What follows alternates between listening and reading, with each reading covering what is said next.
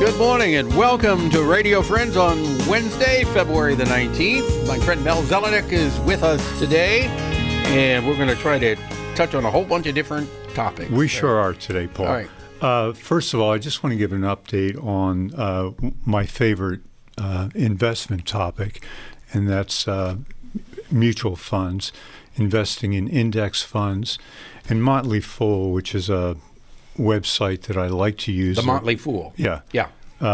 It's reliable, and they publish their annual top index funds. And 4 of the 5, as a matter of fact, the first 4 were Vanguard funds. Mm-hmm. And that's the one that I like to suggest. And it's only, Paul, not only, Vanguard's been around a long time, very reliable. Vanguard started the index funds. John Bogle did. Mm-hmm. But what I like most about them is their fees are incredibly low. And that's what Motley Fool suggested as well. But, for example, if you invest $10,000 in the Vanguard fund and you take advantage, you take advantage of their best rate, which means you have to spend a minimum of $3,000, so $10,000 would do it as well. It's $4 for that $10,000 amount that you're going to pay in the to Vanguard.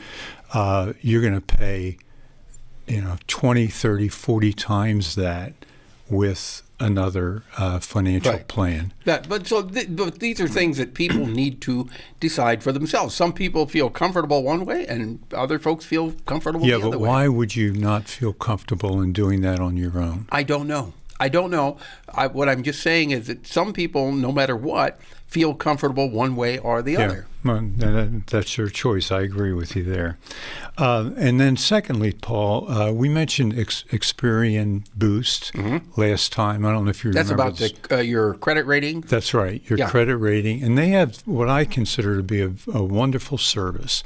And free of charge, if you go into this Experian Boost, they'll suggest ways to raise your credit rating. Your credit rating. I've seen those commercials on television, and I was actually wondering, does it really work? It does. But how is that legal? Yes. What they do is, and it takes a little bit of time. You go online, and they'll ask some personal information from you over and above what they normally ask when you apply for a credit card. So, for example, with us, they ask about our mortgage, who holds our mortgage. They ask about my bank account, or our bank account, I should say.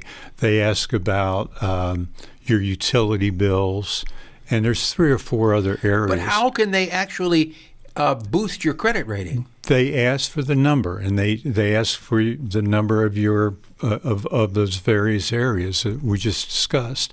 And then what happens is they'll check them. And then as a result of that, they enhance your credit file, or they'll decrease it if you're basically a deadbeat. Oh, so you got to be careful because your credit rating could either go up or it could go down. It could conceivably go down. Yeah. But if you think it's going to go down, then don't use. Okay. Okay. All right. But anyway, what I would suggest if you want to raise your credit, and it's very important, Paul. I think I told you last time, I went from just whatever it was, the next to the highest level, to the highest level, and in my case, it was about 40 points because of adding these areas. Mm-hmm. So it's something to keep in mind. The other benefit it's enormous, is you start getting some credit card offers that the average person does not get. And some of these are very, very lucrative. And we talked about one earlier. Mm-hmm. But can't you have too many credit cards? You can have too many credit cards on your account, and that will bring your credit score down. Yes, and that's true. And one thing I learned, and it was a hard lesson to learn, is I closed a credit card account. And that can bring your credit rating down. Well, because I had it so long, and I very seldom used it. I used it once or twice a year, and I thought, I'm just going to close it. And when I did that, it dropped my score down quite substantially. So you have to keep all those factors Right. in mind. And isn't that because when you close an account, you have less borrowing power, and whatever you have on your credit card, it looks like it's more money than what.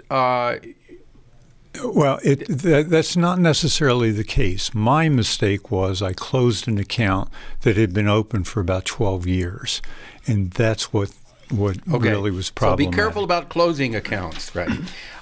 What about travel here? We got 2 minutes left. Okay, where's my little notes here? Do you have my notes? What, you don't have it just off the top of your head? Well, okay, I'll say it off the top of my head. What's one way to save on airfare, Mel? Okay, one way to save on airfare is to watch trends. To watch trends? Watch trends. And while I'm on that topic, there's a new area in travel agencies that people should become aware of because it's a new trend and it's going to be developing very quickly. And it's called Travel Advisor. And what they do is they charge a fee, but they help you enormously in finding the best deals and finding areas that you might be of interest, to you. So it's something to keep in the back of your mind. Travel advisories instead of travel agents. Travel advisory. They don't necessarily book anything for you. They just give you advice. Okay. What is the best day of the week if you're looking for airfares? The best day of the week to check is what? Everyone tells you it's Tuesday. I have found it's inexplicable to me to just say Tuesday because I can go on Wednesday, Thursday, Friday, and when I'm watching trends, I can see a price drop. For example, well, today is a good is a good situation. Usually on Tuesdays, you're going to see the rate drop a little bit. But I've seen it on Mondays. I've seen it on Thursdays. And I've seen it change 2 or 3 times in a day. That's right. And it's what they call that load management factor, I believe, that the computers are constantly watching each flight. It's amazing. Yeah. Thousands. Well, and generally, Paul, I will say 2 to 3 weeks out, usually 3 weeks out, is a good time to actually book it. All right. Mel Zelenak, thank you so much. That was fun, Paul. Why don't you stay around for a couple more? We're done for today, though, Mel. Thanks for coming by. If there's something you'd like to hear or see, I'd love to hear from you. Drop me an email. That's pepperp@missouri.edu. Tomorrow, Mar Doring and Connor will be with us. Bye-bye.